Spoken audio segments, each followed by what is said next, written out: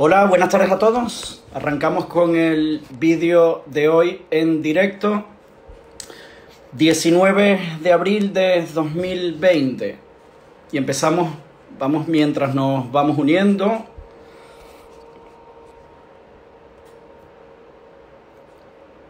Vamos a empezar a detallar los puntos que vamos a tratar hoy, que sería TOC de tipo suicida, ¿ok? El segundo, pensamientos positivos versus pensamientos negativos en trastorno obsesivo compulsivo. Luego, miedo a la EPR y eliminar las compulsiones, que sería otro punto. Y el último punto, los pasos a tomar en cuenta a la hora de hacer la terapia de exposición con prevención de respuesta. ¿Ok? Vamos a ir poco a poco desarrollando estos 4 puntos a medida que nos vamos conectando. Una información muy importante que voy a ir dando. Lo primero, recuerden que los vídeos son informativos, ¿ok? Muy importante. Los vídeos, en primer lugar, no sustituyen la terapia psicológica y, en segundo lugar, la idea es estar en contacto entre nosotros mismos, evitar estar solos y evitar el aislamiento, y a partir de allí utilizar el vídeo como información. Cada uno que esté trabajando con su terapeuta, conmigo o con su terapeuta, dependiendo, pues continúa haciendo las exposiciones que está haciendo, y si hay alguna duda, preferiblemente aclararla con la terapeuta. No vamos a aclarar dudas propias de que sean del trastorno obsesivo compulsivo, sino dudas relacionadas al tratamiento o a la temática que estamos viendo en este momento. Pero muy importante saber diferenciar y saber detallar lo que es una duda TOC de una duda propia del tratamiento, o cómo hago la exposición, o cuántas veces en semana la hago, ¿ok? Entonces, muy importante para evitar preguntas que sean en forma de reaseguración, o preguntas que sean, pues, para, al fin y al cabo, compulsiones, para poder calmar o para poder, de alguna manera, disminuir la ansiedad, que es lo que hacen todas las compulsiones, ¿ok? Entonces, dicho esto, comenzamos con la temática, comenzamos con los puntos. Vamos a empezar por un tipo de TOC, que es el TOC de tipo suicidal. Se llaman suicidal OCD o suicidal thoughts, y muy importante diferenciarlo, ¿vale? De otros subtipos, ¿ok? En el tipo suicida, en lo que es el TOC de tipo suicida, no tiene nada que ver con la idea de tipo suicida de una persona que no sufra trastorno obsesivo compulsivo. Una vez más, en este caso, la duración, intensidad y frecuencia de los síntomas es muy alta, por lo tanto, la forma como llega la idea a la mente junto con la duración, intensidad y frecuencia es lo que va a determinar si es una idea TOC o no. ¿Qué ocurre? Que normalmente en un afectado que sufra TOC de daño puede tener un subtipo, o puede tener ideas de contenido de tipo suicida que son TOC. ¿Cuál sería la idea fundamental en el tipo suicida? Pues la principal es ¿y si me suicido? ¿Ok? A partir de ahí empieza ya una línea de ideas obsesivas como ¿seré capaz yo de suicidarme? Sería otra idea. Y luego esto viene acompañado, pues, o de imágenes donde la persona se ve haciendo o llevando a cabo lo que es el suicidio como tal, o sensaciones puede tener también perfectamente. Puede experimentar sensaciones de malestar o sensaciones de impulso también, que no deja de ser un síntoma más. No solamente el pensamiento, la imagen, sino también el impulso de hacerlo. ¿Y si me suicido? Entonces, a partir de allí, por ejemplo, pues verse la persona tirándose, o la imagen de lanzándose por una vía del puente, por ejemplo, o por una ventana, por un balcón. Pues la temática es la misma, pero las ideas pueden ser múltiples, pero siempre la idea final es el suicidio, ¿ok? Entonces, muy importante, porque formaría parte, en algunos casos es como una variante del TOC de daño. En el TOC de daño es más a sí mismo o a otros, que puede ser ¿y si me hago daño a mí mismo? Por ejemplo, que puede ser, pues, con cualquier objeto, arma, cuchillo o lo que sea, pero también puede ser a través de una acción, ¿ok? En el tipo suicida, la palabra suicidio está presente. Eso es muy importante para poder separarlo, poder definirlo con respecto al tipo de daño. O sea, en el tipo daño la palabra suicida no está presente. Normalmente es ¿y si me hago daño a mí mismo? O ¿y si le hago daño a otras personas? Aquí en el tipo suicida la palabra suicidio es lo que prevalece, es lo que está presente, y es muy importante sobre todo identificarlo, ¿ok? Sobre todo identificarlo, y a partir de ahí, por supuesto, empezar lo que es el tratamiento adecuado. Es muy importante identificarlo porque se puede confundir perfectamente. Una vez más, el trastorno obsesivo compulsivo, si no la persona, en este caso el terapeuta, está especializado o no controla o domina esta temática, pues puede confundirse con una persona que tiene un nivel de suicida de riesgo, ¿vale? Y en este caso la idea es egodistónica, por lo tanto la persona no llevaría a cabo la acción porque es una idea TOC. Recuerden que la idea TOC es egodistónica, va en contra o de nuestros principios o de nuestra moralidad o de lo que nosotros pensamos, por lo tanto no se lleva a cabo como tal. Dicho esto, si la forma como llega a la mente, que tiene duración, intensidad y frecuencia, y muy importante, determinar cómo llegue el estímulo, si viene en pensamiento e imagen, a partir de ahí viene lo más importante, porque una vez que ya lo tenemos identificado, vendría lo más importante, que es llevar a cabo la exposición con prevención y respuesta. Todos los trastornos obsesivo-compulsivos, sea el tipo que sea la temática que sea, se trabaja en primer lugar y en mayúsculas con EPR. Eso es algo que todavía al día de hoy nos está costando. Este fin de semana he recibido varias llamadas de afectados, algunos nuevos que quieren empezar tratamiento con nosotros, otros que están en tratamiento con otros psicólogos y bueno, pues me llaman o me comentan para ver pues si su psicólogo va por buen camino o no con respecto a lo que está haciendo. Y volvemos a lo mismo, si la persona, en este caso el afectado, junto con el terapeuta, no está llevando a cabo exposición con prevención y respuesta, y esto solo se hace o durante la consulta con los ojos cerrados entre 25 y 35 minutos, o luego que se pautan las exposiciones para casa, o en vivo o en imaginación, entonces definitivamente no va por buen camino, porque es muy difícil que una idea obsesiva salga de la mente a través del razonamiento lógico o a través de una técnica cognitiva, por ejemplo, cualquier técnica cognitiva o a través de cualquier otro tratamiento que haya demostrado evidencia para cualquier otro tipo de TOC, menos para cualquier otro tipo de trastorno, menos para el trastorno obsesivo compulsivo. Empezamos con las preguntas. ¿Existe algún punto en el que las compulsiones mentales, reaseguraciones, rumiaciones ya no generan?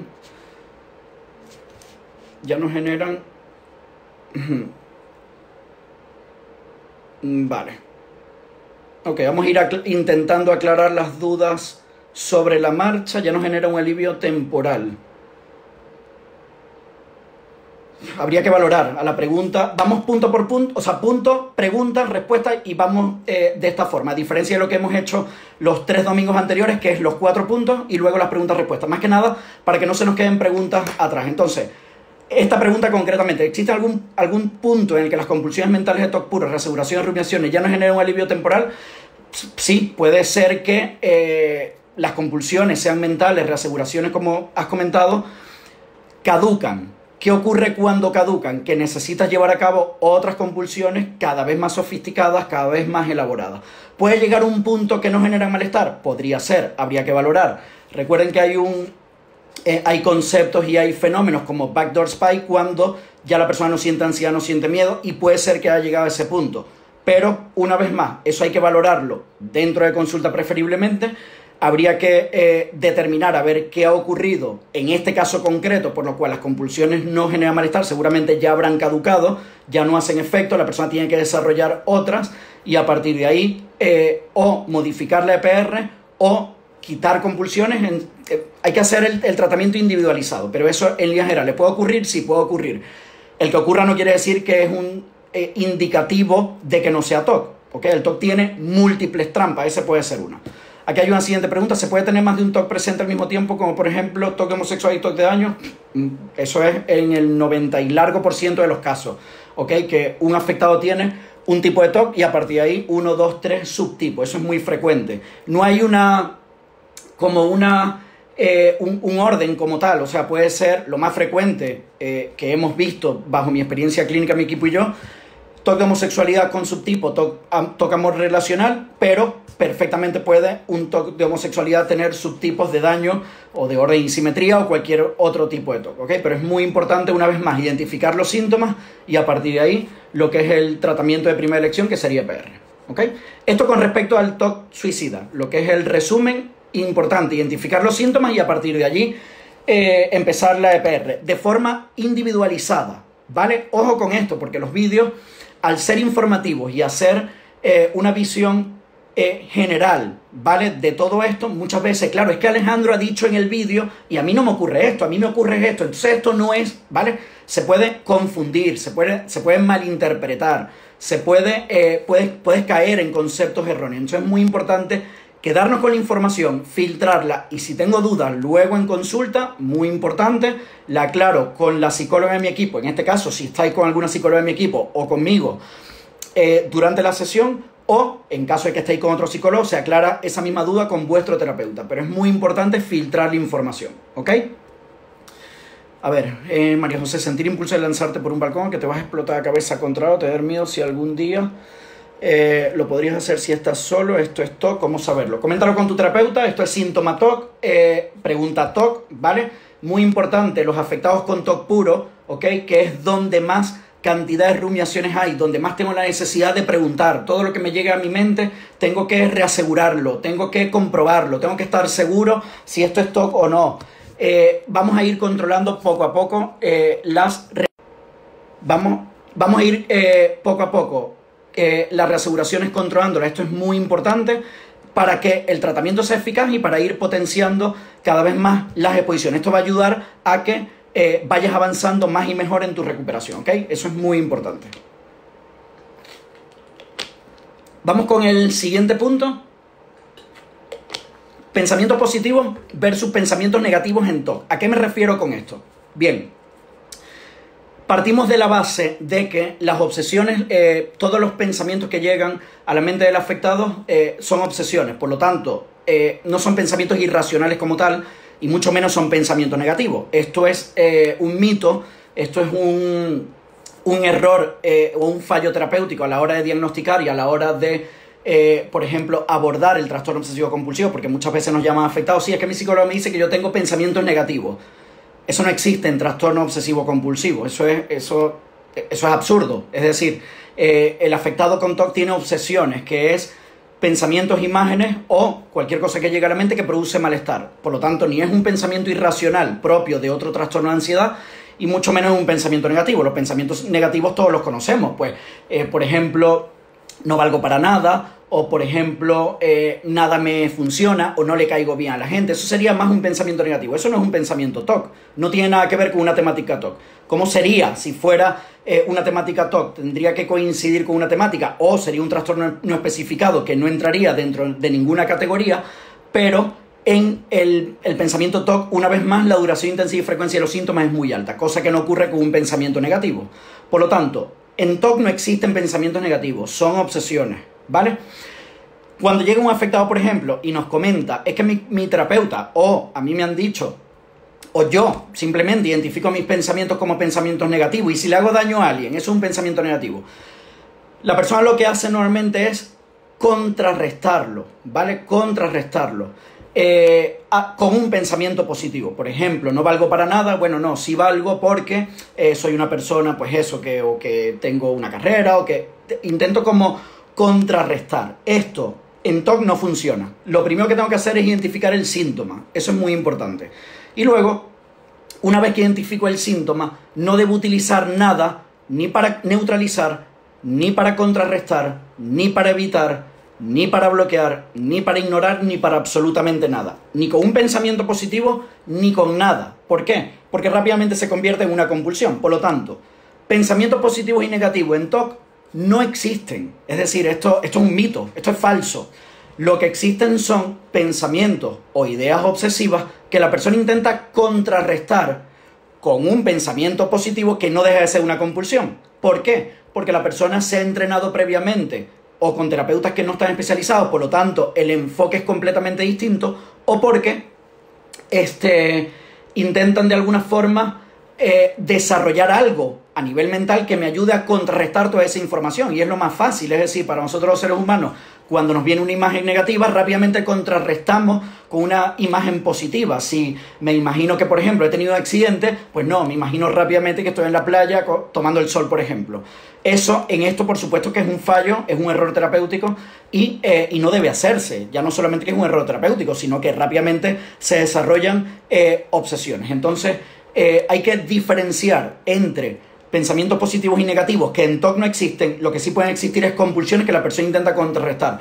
Pero una vez más, estos son caminos que no son eficaces, que no funcionan. Entonces, el objetivo de los vídeos precisamente es para brindar información a la comunidad general y a la comunidad TOC. ¿Para qué? Para evitar la confusión, ¿no? Es que me han dicho que tengo pensamientos negativos y yo lo que he hecho es contrarrestarlo con pensamientos positivos. O sea, eso en TOC primero no existe y segundo, lo que vas a hacer es generar aún más compulsiones. Por lo tanto, no debes hacerlo. Para ya de hacerlo. Es decir, trabaja la exposición, quita las compulsiones, tolera la ansiedad y entonces ya empiezas por un camino adecuado, ¿ok? Eso es muy importante. Vamos a ver.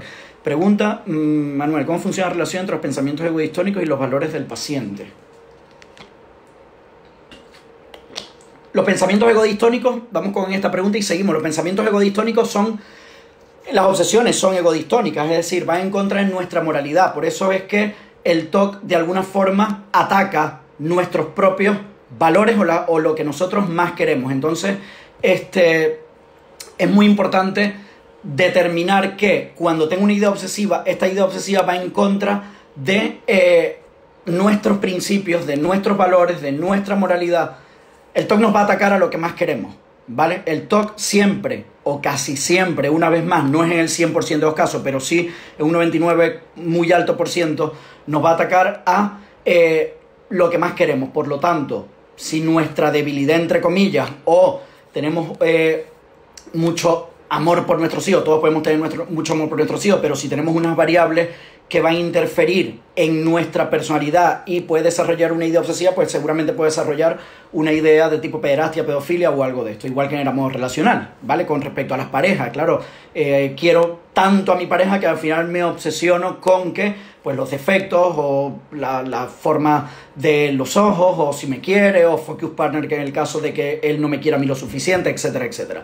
Entonces el TOC se desarrolla muchas veces por esto, pero volvemos a lo mismo. Ojo con la información de los vídeos, porque lejos de ayudar, puede confundir por la interpretación que se le da a cada palabra que yo digo en los vídeos, y eso ocurre en todas partes. Es decir, muchas veces me escriben en el afecto: Alejandro, mira este vídeo, que esta persona ha dicho esto, y en el minuto 3,22 ha comentado con esta palabra, ¿y qué? O sea, es la interpretación que se le da a eso. Entonces, ojo con esto, porque la información que se brinda es psicoeducativa, ¿vale? Precisamente para aumentar la concienciación con respecto al trastorno obsesivo compulsivo, romper el estigma, ayudar al afectado a recuperarse por un camino en línea recta bastante más rápido, tener apoyo, tener una red de apoyo, tanto en una comunidad TOC como con nosotros los especialistas. En este caso hablo por mí y por mi equipo, que estemos más cerca de ustedes. Y ese es el objetivo del vídeo. El objetivo de los vídeos no es reasegurar, no es crear compulsiones,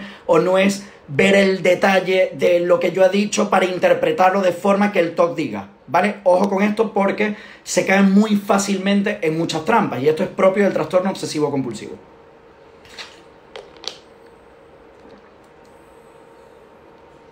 Vale, ¿qué sucede cuando nuestras obsesiones son muchas y muy diferentes y no una en concreto? ¿Cómo?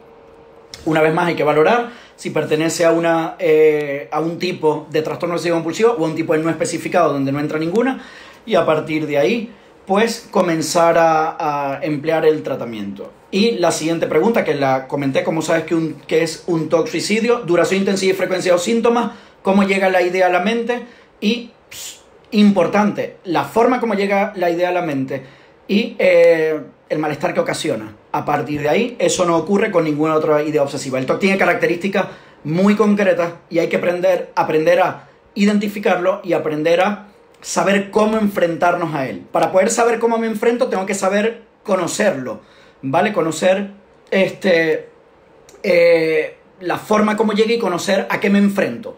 ¿Para qué? Pues precisamente para poder saber y conocer las técnicas para poder enfrentarme a ese trastorno, en este caso el TOC. Vale.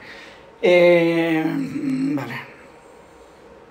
Ayer mencionaste que el TOC no son ideas irracionales, no me quedó claro. Seguro que no lo interpreté de forma correcta. En el TOC no hay una idea irracional como tal, es una idea obsesiva que llega con duración, intensidad y frecuencia. ¿Puede tener características irracionales? Sí, pero las ideas irracionales son más propias de cualquier otro tipo de trastorno, no de idea obsesiva como tal.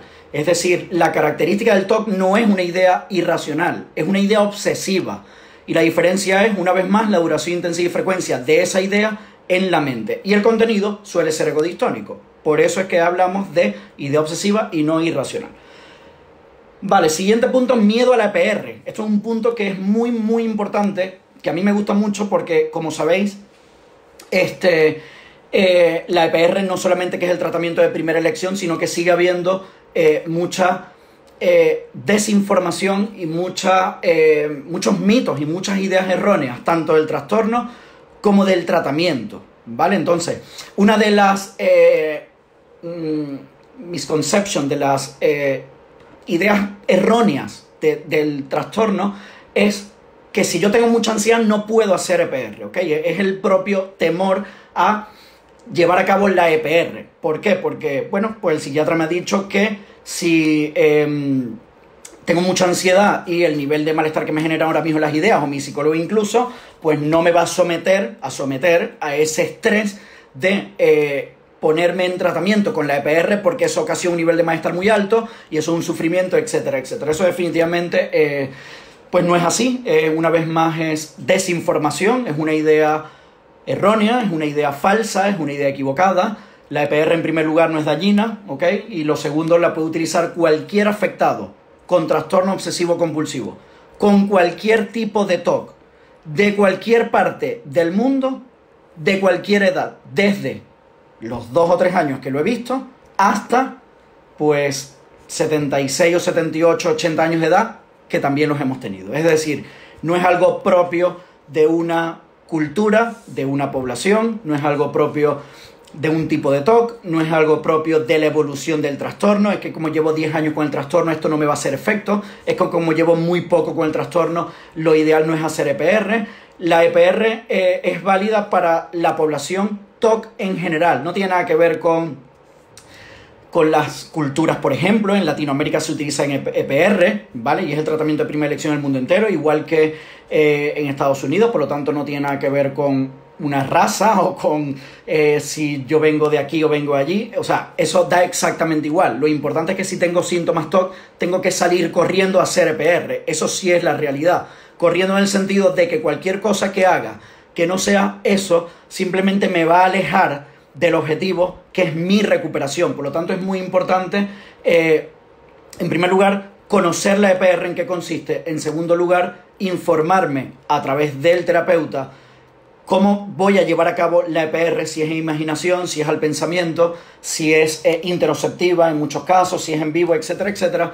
Y luego, cómo voy a hacerla, es decir, cómo voy a llevar a cabo el planteamiento de la EPR en mi caso concreto, en mi caso individual. Muy importante no comparar síntomas para no comparar EPR, para no comparar exposiciones. Claro, es que hablé con una chica, yo estoy en Málaga, hablé con una chica que está en Madrid, que es paciente vuestra, con ella estáis haciendo exposición en imaginación, conmigo estáis haciendo exposición al pensamiento, entonces yo creo que esto no es lo que yo debo hacer. Un momento, o sea, vamos por partes. Lo primero, la persona que está en Madrid o que está en Málaga, seguramente, así sea el mismo tipo de TOC, tiene características distintas, evoluciones distintas, etcétera, etcétera. Pues, por lo tanto, en algunas será exposición al pensamiento, en otras imaginación. Habría que, una vez más, individualizar el tratamiento. En segundo lugar, comparar los síntomas no te va a traer a nada positivo, porque son síntomas o características muy distintas y muy individuales, ¿vale? Entonces, muy importante eso. Y luego, el rol del afectado es de paciente y el rol de terapeuta precisamente es de terapeuta. O sea, el terapeuta es el que te marca la pauta, el que te indica, el que te dice vamos a hacer la jerarquía, te ayuda a elaborarla y a partir de ahí vamos haciendo exposición tras exposición. Por lo tanto, tu rol es activo, pero activo en forma de participativo a la hora de hacer la EPR, no a la hora de intentar coger el dominio y el control de la terapia. Eso no funciona. Nos hemos encontrado muchos afectados por características de personalidad que quieren tomar el control. No, yo es que hoy me quiero exponer a esto. No es a lo que tú quieras exponerte, es a lo que debemos exponernos, y es en este caso el rol de el afectado o el paciente es ese. Plantéame cómo ha ido la semana con respecto a tus síntomas y yo te planteo la EPR que vamos a hacer. ¿Según qué? Según tu evolución, según las exposiciones que vayamos haciendo, según el número de exposiciones que lleves, según los meses que lleves en tratamiento, según la reducción de las compulsiones. Una vez más, según cada factor. Es decir, por eso es muy importante esto, y este tipo de información me gusta mucho, porque a la hora de individualizar los tratamientos es muy difícil crear como un patrón común para todas las personas. Por eso cuando me escriben correos. Hoy he recibido por lo menos 6 correos de personas preguntándome ¿cómo hago la EPR? No lo sé. Es decir, no lo sé. Si no sé tu evolución, si no sé tus principales disparadores, el nivel de malestar que ocasiona y una serie de elementos, yo no puedo saber cómo hacer la EPR. Yo te puedo dar una pauta muy general, pero eso casi seguro va condenado al fracaso y no va a funcionar porque tengo que conocer de cerca la evolución de ese caso y, muy importante, cómo llega cada idea a la mente, no solamente el día de la sesión, sino a lo largo de la semana, de las últimas 4 semanas, de los últimos 3 meses, 6 meses y posiblemente de los últimos 1 año, 2 años, 3 años. Entonces, si eso ha ido modificándose, si hay varios subtipos presentes, una vez más depende de un montón de factores. Por lo tanto, es muy importante individualizar el tratamiento. Volviendo al tema y al punto de miedo a la EPR, el miedo forma parte de los propios síntomas. Por lo tanto, si vas a dudar del terapeuta, si vas a dudar de si es TOC, si vas a dudar de si voy por el camino correcto, no es raro que también vayas a dudar de si la EPR me va a funcionar y de tengo temor a hacerla, por lo tanto me lo voy a pensar. Voy a esperar el momento adecuado. El momento es siempre en mayúscula, o sea, no hay un momento adecuado para iniciar terapia. No es por el confinamiento, no es después del confinamiento, no es cuando no tenga exámenes, no es cuando encuentre trabajo, al menos que sean factores económicos, que ya eso es otro punto aparte, ¿no? Pero no depende de este tipo de puntos. El momento indicado es siempre. Por lo tanto, si tú pospones o postergas hacer EPR, siempre vas a sentir miedo. A medida que lo vas posponiendo y postergando, lo único que vas a conseguir es seguir posponiendo y postergando ese miedo. Por lo tanto, sencillamente vas a posponer, a postergar tanto el miedo como el sufrimiento, vas a perder días o posiblemente meses y años de calidad de vida, y lo ideal es comenzar cuanto antes, porque cuanto antes se comienza, definitivamente antes vas a lograr tu recuperación, ¿ok? Y con respecto a este mismo punto, ¿vale? Muy importante, eliminar compulsiones, y eso es la prevención de respuesta, ¿ok? Muy importante. ¿Qué quiere decir con eliminar la compulsión? Aquí hay una pregunta, un segundito. Voy a hacer especifica cuánto tiempo, días, semanas, meses, el TOC como los criterios diagnósticos de otro trastorno. De un día a semana ha tenido pensamientos. El TOC puede llegar de un día para otro, puede tener evoluciones cortas, largas, depende de cada caso. En el DSM-5 no hay un criterio donde se especifique cuánto tiempo, días, semanas debe considerar para si esto como los criterios diagnósticos de otro trastorno. No tiene nada que ver, lo diga el DSM-5 o el DSM-50. De hecho, llegarán más DSM y esto seguirá siendo un vacío. ¿Por qué? Porque, una vez más, el trastorno obsesivo compulsivo es un trastorno único con características únicas. No es comparable con ningún otro trastorno. Entonces, ¿de qué depende eso? De la evolución. ¿Qué es la evolución? Desde que empiezan los primeros síntomas hasta el día de hoy. ¿Cómo se considera si es TOC? Una vez más, ideas, pensamientos, imágenes, sensaciones que generen malestar, y a partir de ahí las respectivas compulsiones. No nos orientemos por el DSM, ni siquiera el 3 en su día, hace 20 y tantos años cuando yo estudiaba, ni el 4 luego, ni el 5 actualmente, porque genera más confusión. Los criterios diagnósticos del DSM son muy genéricos, eso no tiene nada que ver con el TOC, con el TOC realmente no tiene nada que ver con el trastorno obsesivo compulsivo que vemos en la práctica clínica día tras día con cientos y cientos de afectados. Por lo tanto, si queremos tratar el TOC por medio de un manual diagnóstico, ¿vale? Que por supuesto es válido y tiene evidencia científica, y luego con las respectivas técnicas cognitivas, etcétera, etcétera, estamos condenados a fracasar en el intento, ¿ok? Eso no funciona. Nunca ha funcionado, no funciona y no va a funcionar, ¿de acuerdo? Continuando con el punto del miedo a la EPR, que lo quería enlazar con eliminar las compulsiones, porque es muy importante la prevención de respuesta, y era en donde me quedé. ¿Por qué? La prevención de respuesta es clave. ¿Para qué? Para que el pensamiento obsesivo disminuya la fuerza con la que llegan los pensamientos obsesivos. La compulsión es lo que retiene, lo que mantiene la idea obsesiva. ¿Cuáles serían las compulsiones? Hay múltiples, hay miles de compulsiones, incluso hay cientos de compulsiones en un solo afectado con un tipo de TOC. Por ejemplo, en TOC de amor relacional, que es de lo más común, amor relacional, homosexualidad, los TOC puros.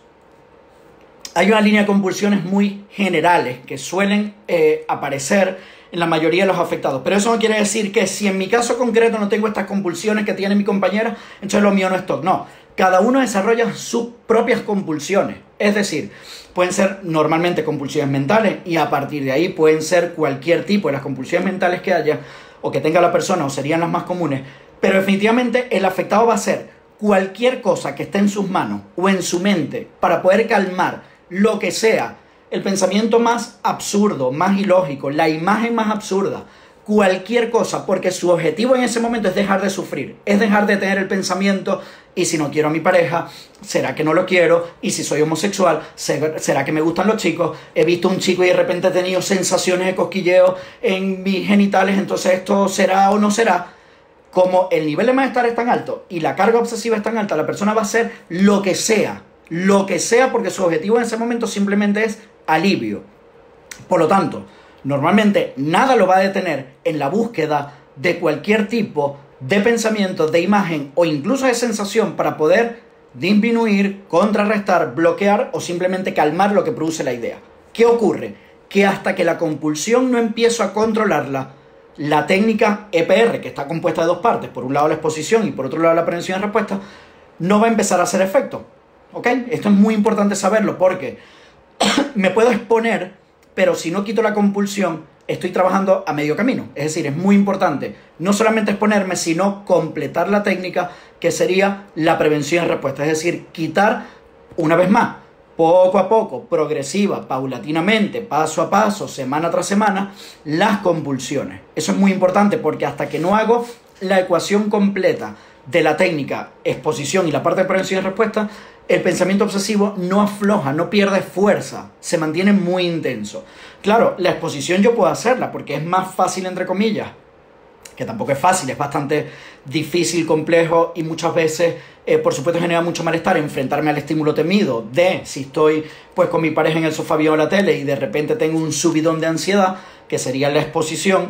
Eso es bastante más fácil que controlar la compulsión, pero claro, hasta que no controlo la compulsión, esa sensación no va a disminuir y va a desaparecer, ¿ok? Entonces es muy importante porque cuando hacemos EPR es sumamente importante y sobre todo determinante cómo ir poco a poco resistiéndome, cómo ir poco a poco controlando y cómo ir poco a poco disminuyendo las compulsiones mentales o motoras en caso de que ocurran. Ese es el reto, ¿vale? Es decir, en EPR la exposición no es tanto, el reto no es tanto la expo, que es enfrentarme a estímulo temido, porque con ayuda del terapeuta, si yo te digo en este momento, piensa detenidamente y de forma repetitiva en este pensamiento, por lo menos un 30% de tu mente, 20-30% va a conectar, por lo tanto va a ser eficaz la EPR. Pero lo más importante, el otro porcentaje te lo da la prevención y respuesta en ese momento. Por lo tanto, es muy importante controlar la compulsión. Y claro, resistirte a la compulsión, que es lo que calma, que es lo que alivia. Ahí es donde está el reto. Ahí es donde está como el target, el objetivo en ese momento. El objetivo en ese momento es quitar la compulsión, eliminarla, tolerar el malestar, precisamente para que el pensamiento poco a poco vaya disminuyendo en duración, intensidad y frecuencia. El target no es la exposición, no es el estímulo temido, es una parte.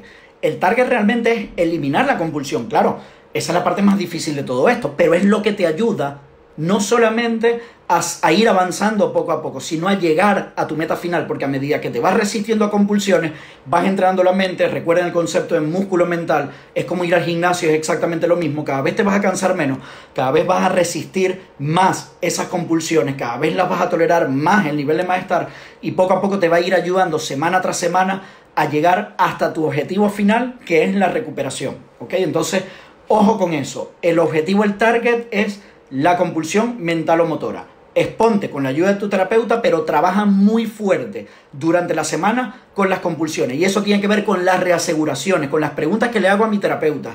Cuando mi terapeuta me envía, hablo de nuestra consulta y de mi equipo, cuando vuestro terapeuta les envía un mensaje de motivación, por ejemplo, en la semana, vamos a por la semana, ¿qué tal la semana? Fuerte las exposiciones, no aprovecho ese mínimo momento para reasegurar, oye, te quería comentar que es que hoy me ha pasado algo muy raro, todo lo que te va a ocurrir es raro, todo es sin sentido, todo es absurdo, todo es ilógico, todo es TOC. El TOC es así de absurdo, así de ilógico, así de que te da la vuelta, de que te intenta meter o de alguna forma te va presentando trampas como si tuvieras un campo de concentración por minas, o sea, cada día tiene muchas trampas, cada día es un día distinto en cuanto a trampas, entonces no caigas en esa trampa. Y por supuesto nosotros como terapeutas estamos obligados, ¿vale? Éticamente, moralmente y profesionalmente a no contribuir a esa trampa, porque definitivamente no te ayudaríamos. Si contesto cada duda obsesiva y cada reaseguración que llega a tu mente, pues por supuesto estamos contribuyendo y colaborando a que esa idea obsesiva se mantenga. Eso definitivamente no funciona, que es lo que se hace muchas veces en consulta. Nos dedicamos a hablar media hora, 45 minutos y es simplemente aclarar dudas TOC, ¿vale? Eso nos aleja del objetivo. Por eso es que en nuestra consulta, siempre lo digo, hablamos poco, exponemos mucho, porque es la forma como realmente te podemos ayudar.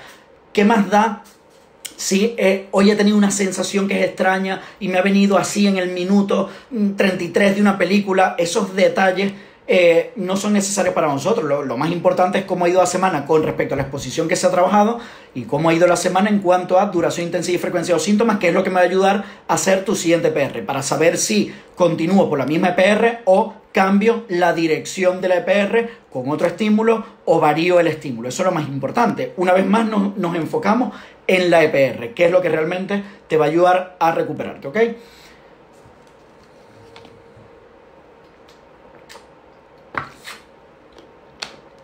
Vale, y vamos con el siguiente punto y el último, que sería los pasos a tomar en cuenta. Claro, si es que lo más importante es hablar, siempre lo digo, pasos a tomar en cuenta para que la EPR funcione. Si lo más importante es hablar de lo que tengo que hacer para que me solucione el problema, ¿me entiendes? O sea, hay una parte de detalles que es secundaria, que es muy propia del TOC. No, es que te quería comentar cómo llega esto a mi mente porque tal día me ocurría así. Sí, eso está bien, pero es que realmente no es información que yo necesite.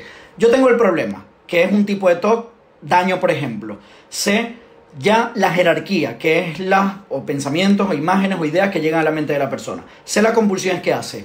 Lo demás ya me tengo que enfocar en solucionar ese problema, y a partir de aquí ya lo que tengo que hablar es de EPR. De otra cosa que no sea exposición con prevención y respuesta no tiene sentido ninguno.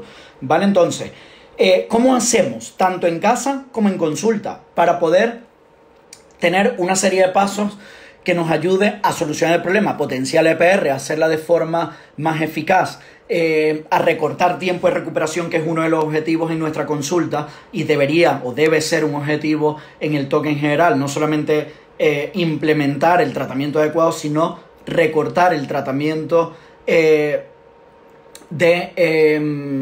el tratamiento de elección, que en este caso es el EPR. Es decir, cuanto menos tiempo esté en consulta o haciendo EPR, mejor, porque quiere decir que he recortado tiempo de sufrimiento, ¿ok? No siempre se consigue, volvemos a lo mismo, cada afectado es un mundo. 2 TOC de amor de ciudades distintas, incluso países distintos, con evoluciones distintas, puede tener, 2 TOC de amor de ciudades diferentes, pero con características similares, evoluciones similares, pueden tener tiempo de recuperación diferente. Uno puede tardar 1 año, otro 6 meses, otro 2 años. El tiempo da igual. Lo importante es seguir avanzando en la recuperación. Entonces, ¿cuáles serían esos pasos para poder potenciar o que me ayudarían a hacer una EPR bastante más eficaz? Muy importante, lo primero, seleccionar adecuadamente el estímulo temido. Eso es trabajo del terapeuta junto con el afectado. Y es prácticamente lo que más necesitamos del afectado. Es decir, que nos diga cómo llega la idea a la mente de forma textual, si es en forma de pregunta, si es en forma afirmativa, si es imperativa, si es en imagen, si es pensamiento con imagen, si es pensamiento, imagen o sensación. Cómo llega el estímulo temido es muy importante, tanto a lo largo de la semana como cómo ha llegado a lo mejor en los últimos 3 meses, 6 meses. Eso es muy importante para poder acercarnos a que la exposición sea eficaz y sobre todo poder atinar, ¿vale?, con ese estímulo. Entonces, acertar en el estímulo temido, fundamental, ¿ok? Es muy importante dar con la clave, con la tecla de tal cual llega el estímulo a la mente. Eso es lo primero. Lo segundo, eliminar la compulsión. Es decir, si tengo y voy identificando poco a poco 1, 2, 5, 10 compulsiones, tengo que hacer una jerarquía junto con las obsesiones y tengo que ir poco a poco. Primero en consulta. No es recomendable, ojo con esto, sobre todo con los afectados que sufran TOC puro, donde la carga obsesiva es bastante más alta por la cantidad de pensamientos que hay, rumiaciones, etcétera, etcétera, y siempre quieren correr. Llevo 3 sesiones, pero dime cómo lo hago, ¿qué hago para casa? Espérate un momento, o sea, cógela suave, relájate un poco, porque esto es una ciencia, no es matemática. Una vez más, es como ir al gimnasio, no debemos anticiparnos, no debemos adelantarnos, no podemos trabajar nosotros los psicólogos con estrés. Es que claro, hasta que no me recupere, no me caso, hasta que no me recupere, no me mudo, hasta que no me recupere, no encuentro trabajo. O sea, relájate un poco, cógela suave, porque esto lleva su tiempo. Los psicólogos no podemos trabajar, ya el TOC crea estrés de por sí, no podemos trabajar bajo presión propia. El afectado de los síntomas no es recomendable, por lo tanto, esto lleva su tiempo. Si no has venido antes a consulta y ahora quieres salir corriendo para casarte, mudarte, buscar trabajo, perdona que te lo diga así de esta forma, pero no es nuestra culpa. O sea, tú estás ya en consulta en el tratamiento adecuado. Vamos paso a paso, déjanos trabajar, porque esto requiere un tiempo para poder conocer la técnica, para poder exponerte bien y para poder controlar las compulsiones. Por lo tanto, requiere tiempo. El tiempo en este caso, cuando vamos con presión, pues nos hace que perdamos detalles, ¿vale? Por ese ímpetu de la persona de que quiero mejorar, porque hasta que no mejore tal cosa. Bueno, esto es un camino, siempre he dicho, no es un sprint, es una maratón. Entonces vamos a tranquilizarnos un poco y vamos a trabajar en línea recta, porque si lo haces de esa forma y sin presión, te vas a recuperar incluso más rápido. Entonces, dicho esto, elimino la compulsión progresivamente. Primero se trabaja en consulta y hasta que tu terapeuta no te lo pauta para casa, no comienzo a controlar ciertas compulsiones en casa, porque puede ser muy confuso en casa intentar controlar las compulsiones, y si no puedo controlar las compulsiones, ¿qué hago? Ya le estoy llamando al terapeuta, oye, que lo que tú me has dicho que haga esto no me funciona, yo tengo mucha ansiedad. Claro, es que yo no te he dicho que hagas eso. Yo no te he dicho que controles las compulsiones, yo te he dicho que controles las compulsiones dentro de consulta. Y cuando estés preparado en consulta, que lleves 2, 3, 5, 7 exposiciones en consulta, yo te pautaré cuándo sea el momento indicado para poder llevar a cabo exposiciones con prevención y respuesta, que es controlar la compulsión, para casa. No en el momento que tú querías hacerlo, sino en el momento que yo vea que tu mente está trabajada y está entrenada para eso. Entonces, el segundo punto es eliminar la compulsión en la medida progresiva del propio tratamiento dentro de consulta, y poco a poco cuando es pautado para casa por el terapeuta. Ojo con la presión y con el correr, porque definitivamente aquí en esto no trae nada bueno. Lo que trae es incluso disminución de la adherencia, expectativas falsas. No, es que yo pensaba que esto era 2 meses porque una amiga mía me ha dicho, porque en los foros, o sea, aléjate de los foros. La verdad no está precisamente en los foros. Esto lleva su tiempo y poco a poco, a medida que vayas haciendo toda la ecuación de exposición, prevención y respuesta, vas a ir mejorando. Dale un poquito de tiempo, porque suele tardar dentro de lo rápido que ya vamos, que es en línea recta. A veces tarda 8 semanas, 4 semanas, da igual el tiempo, ya estás en el camino correcto, por lo tanto, ve paso a paso. Siguiente punto, con respecto a los pasos. El primero era estímulo temido, seleccionarlo adecuadamente. El segundo es eliminar la compulsión. El tercero, frecuencia y consistencia de la terapia, de la exposición en consulta y de la exposición en casa. Muy importante. ¿Qué quiere decir esto?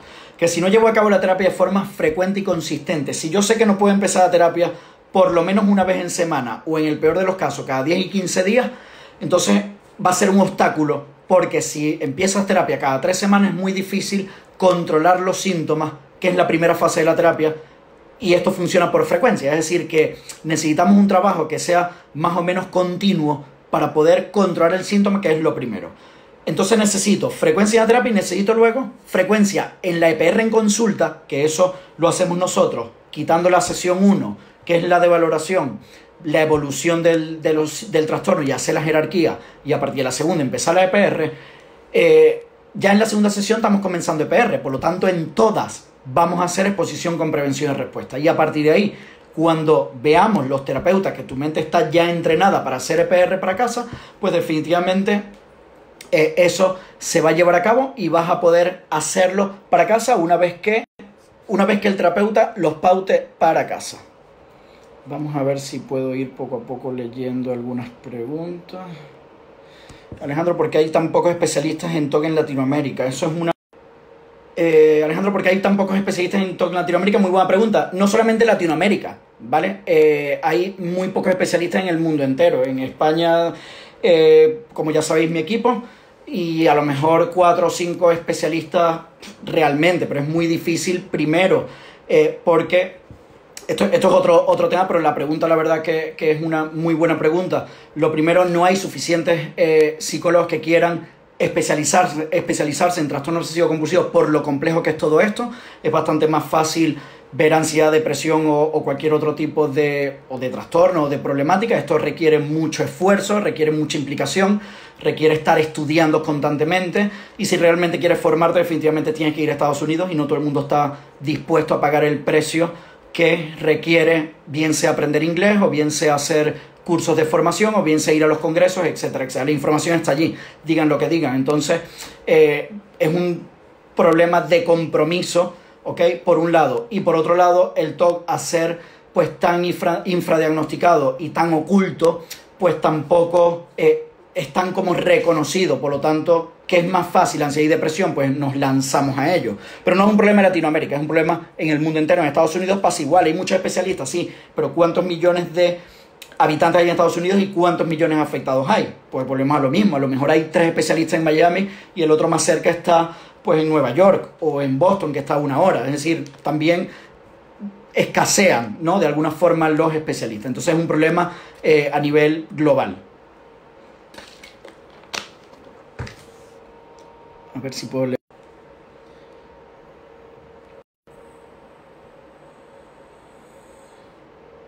Vale, seguimos con el último punto. En los pasos, resumiendo, el primer punto es estímulo temido. El segundo punto, eliminar la compulsión, sea cual sea reaseguración, sea contraponer, que en un próximo vídeo hablaré de los tipos de compulsión, ¿ok? Tercer punto, frecuencia y consistencia de todo esto. Y el cuarto punto, rol del paciente, que era lo que había comentado ahora hace unos minutos. Las compulsiones siempre son para aliviar. Soy tan exigente conmigo misma que parece que mis compulsiones son... El hablarte a ti misma es una compulsión, efectivamente, que poco a poco es importante ir controlando. Y las compulsiones siempre son para aliviar. ¿Cuál es el rol del paciente? ¿Vale? Para ir cerrando este último punto. El rol del paciente es un rol activo, participativo dentro de el proceso terapéutico, dentro de toda la terapia, dentro de la EPR, pero cada parte, en este caso, tiene su tarea o tiene su rol. Es decir, muchas veces nos encontramos, que es otro punto también, muchas veces nos encontramos con paciente y familiar. El familiar quiere tomar las riendas de las sesiones con respecto a su ser querido, a su hijo o a su hermano o lo que sea. Una vez más, el rol del terapeuta es el rol del terapeuta, que es orientar, que es guiar, que es pautar y que es objetivo con respecto a esto. ¿Por qué? Pues tanto en conocimiento como en formación como en experiencia, y sobre todo lo más importante, en objetividad. Es decir, una persona que está inundada hasta arriba de obsesiones no puede determinar si me voy a exponer a esto o aquello. O si mi familiar, en este caso mi madre, también es afectada como consecuencia de mis rituales o de mis pensamientos obsesivos, etcétera, etcétera, no debe tomar las riendas del pensamiento, porque esa persona está condicionada por una situación familiar propia del mismo trastorno obsesivo compulsivo. Por lo tanto, cada uno tiene que tener su tarea y su rol. En nuestra consulta, ¿qué hacemos? Empezamos las sesiones con el afectado en cuestión, al menos que sea menor de 16 años, que preferiblemente con la presencia del padre, durante unos minutos. Luego el padre nos espera afuera y nosotros seguimos con el afectado, que es la persona que sufre el trastorno obsesivo compulsivo. Ya si es menor de 16 años, 11, 12 años, pues sí, preferiblemente la sesión, o por lo menos las primeras, con el representante. Y siempre, si la persona pues tiene menor de 18 años, 16 años por ejemplo, los últimos minutos son los destinados a informar al padre. ¿Por qué? Pues primero porque no podemos desvelar el contenido de las obsesiones del familiar o de la persona que sufre el trastorno. Y en segundo lugar, porque a veces, en algunos casos, el familiar interfiere negativamente en la recuperación del afectado. Entonces a veces es como una lucha o un pulso entre el rol del paciente, el rol del familiar que quiere tomar el dominio de la terapia, el rol del terapeuta. Entonces, si el familiar interfiere y no nos deja trabajar, definitivamente, de alguna forma, hay que explicarse y darse a entender y apartarlo momentáneamente, por lo menos de las exposiciones y de parte del contenido de la sesión. Y sí explicar en los últimos minutos qué es lo que hemos hecho o cuál es el progreso, que sí, por supuesto tiene derecho a saberlo, cuál es el progreso de las exposiciones o por dónde va o cuál es el camino que está siguiendo. Pero una vez más, el rol del paciente es participativo en consulta. Participativo no quiere decir dominante, participativo es todo lo contrario. O sea, a mí me encanta cuando, por ejemplo, llegan mis afectados, hablo de los míos y de los de mi equipo, ¿vale? Pero, por ejemplo, los míos concretamente están muy educados, entonces saben que el rol es activo participativo dentro de una tarea que él tiene que haber hecho o que tiene que haber ido siguiendo, ¿ok? Entonces, a mí me encanta cuando llega y dice, bueno, Alejandro, esta semana ha ido, muchas veces sin que yo se lo pregunte, con respecto a la exposición y con respecto a los síntomas, de esta forma, y me dice, ¿a qué nos exponemos hoy? Pues ya está, si es que eso es lo que necesito de ti. O sea, lo que necesito es la disponibilidad, la disposición y las ganas de exponerte. Mi trabajo es acertar con el estímulo indicado, según la información que yo tenga y que yo te pregunte. Ni siquiera que tú me vayas dando, sino que tú me preguntes. O sea, todo esto es muy directivo y a mucha gente que no entiende de esto le choca, pero es que esto es así, es decir, es la mejor forma. Déjame trabajar. ¿Cómo me deja trabajar? Participa en la terapia. Dime cómo ha ido esto con respecto a esto. Y ahora, pónmelo fácil en el sentido a que nos exponemos y te sientas, te tumbas y me cierras los ojos. Lo demás lo hago yo. ¿Me entiendes? En este caso, ese es mi trabajo y seguro que así te vas a recuperar incluso más rápido. Ahora, si empezamos en una lucha, no, es que no me quiero exponer a esto, no, es que yo me gusta más esto, es que yo prefiero esto otro, es que esta semana he tenido dudas, bueno, aclaramos lo que tú quieras, pero no podemos desviar el foco de atención en la exposición, que es lo que te va a ayudar a salir de todo esto. Ojo con eso, ¿ok? Entonces, rol de paciente definitivamente activo participativo, pero dejamos trabajar a los terapeutas, que es el que tiene la objetividad, es el que está fuera del problema, es el que tiene, por supuesto, la experiencia y todo esto para poder ayudarte a seguir o avanzando o a iniciar tu camino de recuperación. A ver si hay alguna pregunta y nos vamos.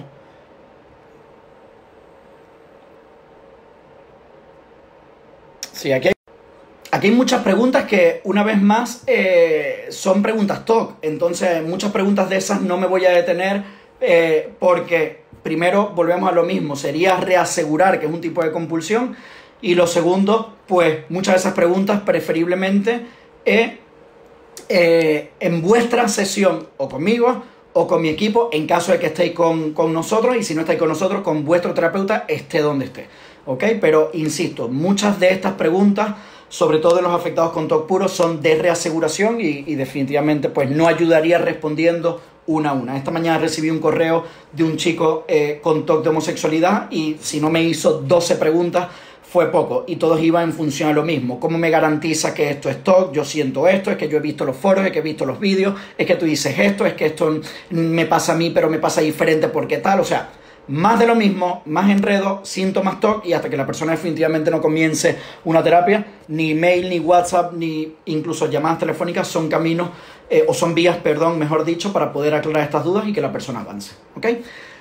Señores, hasta aquí el vídeo, ¿vale? Nos vamos despidiendo, vamos cerrando. Una vez más, este es el cuarto vídeo. Este es el cuarto vídeo que hacemos en directo de esta línea debido al confinamiento. Los domingos en directo, 8:15 de la tarde, hora España.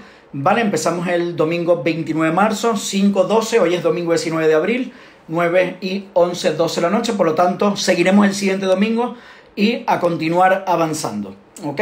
El siguiente domingo venimos con más información. Mañana lunes, como cada lunes, haré vídeos de contenido que seguramente resultará de valor o de interés para vuestro proceso de recuperación o para algún afectado que no esté aún en el camino correcto para poder ayudarlo a tener la información necesaria para poder ponerse en el camino correcto, ¿ok?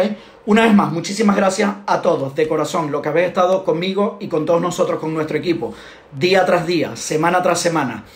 No estáis solos, estamos con ustedes, ¿ok? Estamos juntos en esto, como siempre digo. Parece que estamos solos, pero no me siento solo, espero que ustedes tampoco. Por lo tanto, todo esto ayuda a continuar la lucha y a sentirnos juntos, unidos en este proceso. Dure lo que dure, dure el confinamiento lo que dure y dure vuestro proceso terapéutico el tiempo que sea, ¿ok? Por lo tanto, siempre, siempre agradecido de corazón con todos ustedes. Nos vemos en el siguiente, mañana lunes, pendiente para el siguiente vídeo. A seguir trabajando, a seguir luchando, a seguir esforzándonos porque la recuperación es posible. Es muy importante saberlo y seguir trabajando en ello, ¿ok? Que descanséis, que paséis todos buenas noches, buen día, seguimos trabajando fuerte y nos vemos pronto. Un abrazo a todos, chao.